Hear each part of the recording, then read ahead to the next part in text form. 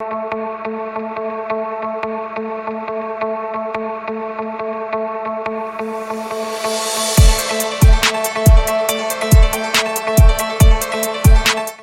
everybody, Paul Stoner here, CEO Bigger Than Scott, and I'm joined by David Lack today, our director at the Port Melbourne office, who's had a bit of a knee operation. He's just limped up the stairs. That's right. But we're here to talk about the month of August, and we might even talk a bit about the awards night, which you did very well at, David. No, thank you. So how's August been for you? August's been quite solid.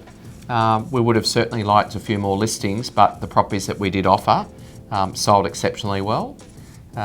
We had a mixture of properties. We had another one-bedroom home. We had one last month, which set a record price, and the pressure was really on this month because it was my next door neighbour's property. I remember seeing that advertised. So we thought in June and July we were going to have all the properties that we needed for the buyers, but it's turned out not to be the case, has it? No, and really, the demand is just building and building and building.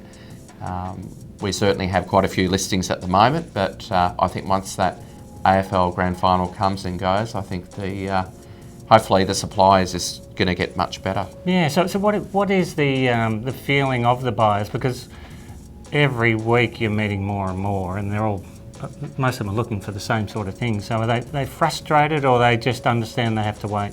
They are frustrated. I mean, it's funny because you notice that the buyers are getting to know the other buyers, and they actually have a chat and say, "Oh, you're still looking. We're still looking. Yeah. What have you seen? You can have this one. That's I'll right. take the next one." So, there is just so much demand for three-bedroom properties, both from a sale point of view and a rental point of view, and anything that has that sort of accommodation is just selling so well. Yeah, and I mean, families. You and I have lived through the cycle of all the schools shutting down, and now all the families are moving back in, and it's putting a lot of pressure on the schools. So August, you would have started feeling that they're starting to stack up, as in the buyers. And so when do you think the owners will start releasing? Because surely they can see, if they're turning up at auctions, they can see that there's this demand there. It is a bit curious. I mean, we've got interest rates at their record lows, and the buyers are certainly around. The prices are certainly there, but the vendors are still not putting their properties on the market. I don't know whether they're anticipating that the market might be better if they leave it till the end of the year, but I always recommend to people, look, if the demand's there and the timing's right and you're thinking of doing it, do it straight away, because you just have no idea what's going to happen later in the year. And if you leave it to the end of the year, there might just be a oversupply and that means less buyers per property. Yeah, look, the fact may be they know they're in one of the best spots in Melbourne and just not moving. That's right. Yeah. So it's I don't blame them. No. I don't blame them wanting to do.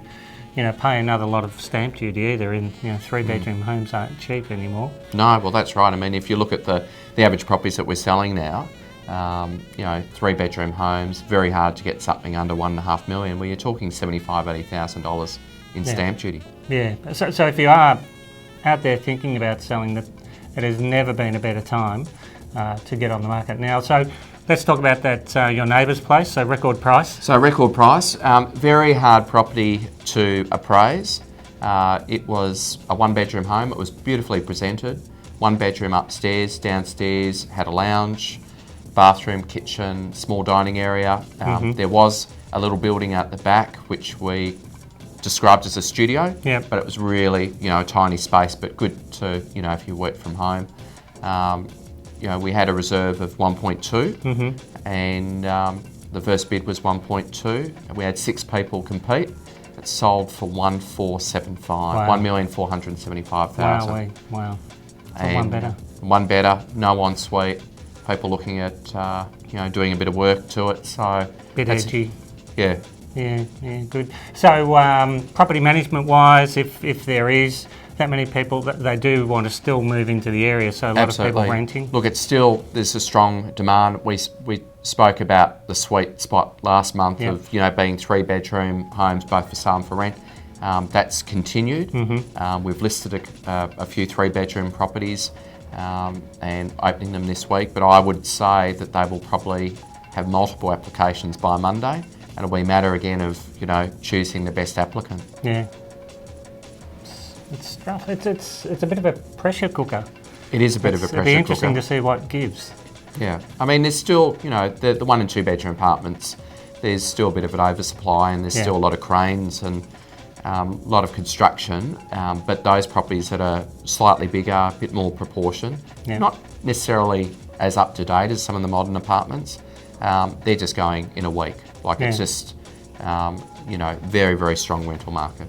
Amazing. So just on rental market and sales, last Thursday night, so a week ago today, we had the awards night, and your office was up on percentages for property management and sales and so forth. So which is a credit to you. Congratulations. No, thank you. Thank you. So if you're looking for an awarded office, they're the guys. Everyone seemed to be having a good night. Yeah. We were thrilled because me and Scott's such a strong network. We've got terrific offices, particularly in the growth areas as well. Yes. So, Knox and Mooralbark and, Glen Waverley. Yeah. And so to be able to sort of pip them in terms of our growth over the last 12 months, I mean, I was actually quite surprised. So that was encouraging. We just have to continue on that path for the next 12. And it was another successful night. We auctioned off quite a few items for Heart Kids, and I think the group raised in general. We handed over the cheque from our connections, and then we raised another $7,500. So we handed over about $15,000 on the night to Heart Kids, which we feel great about. Property management, the pressure's on. Sales, the pressure is on. Absolutely.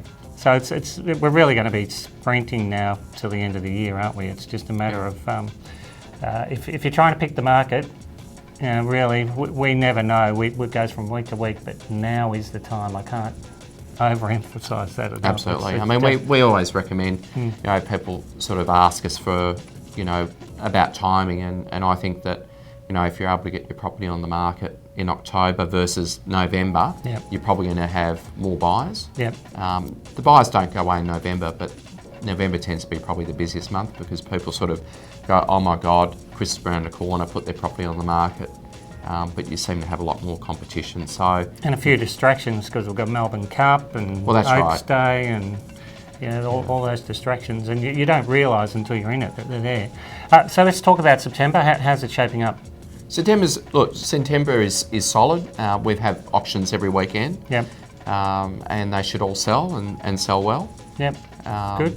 And in terms of the stock levels, though, it's probably a little bit less than we would like, and also our competitors as well. So, I think that there's going to be quite a few unsatisfied buyers come October. And every week I write the article, and I always put in there research, strategy and action. They're the three things that will maybe get you a result, but it comes down to the competition. But if you aren't doing your research and you don't have a strategy plan and you don't take any action, you won't get anywhere in this market. No. Mate, congratulations on the awards night. Congratulations on a good August, and hopefully September is another good one. If you're after the right information in Port Melbourne, don't hesitate to give the guys a call. Yeah, no, certainly love to help, and hopefully next month we'll be talking about the Bulldogs AFL Premiership, which has been a long time coming. Go Swans. Okay. Cheers, everyone. See ya.